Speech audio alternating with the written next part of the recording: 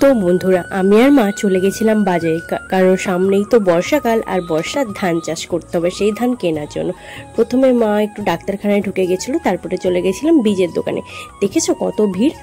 আর এই যে হলো ধানের নমুনা, দেখেছো কত রকম ধান রয়েছে এখানে। শুধু এই নয়, আরও রয়েছে অনেক, কারণ অনেক রকম জমিও রয়েছে, ডাঙা জমি, জল জমি, কোন ধান দাঁড়িয়ে থাকবে, কোন ধান পড়ে যাবে, সরু ধান, মোটা ধান, আবার ভাতের ধান, আবার মুড়ির ধান।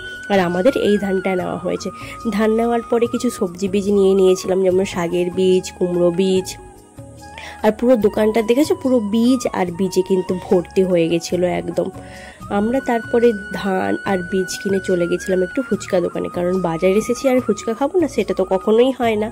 আমরা ফুচকা খেয়ে ভাইয়ের জন্য একটু চুরমুড়ো নিয়েছিলাম। আর সেই চুরমুড় নিয়ে বাজারের ফ্রেশ ফ্রেশ সবজি দেখতে দেখতে তারপরে শশা কিনে আমি আর মা দুজনেই বাড়ি ফিরে চলে এসেছিলাম।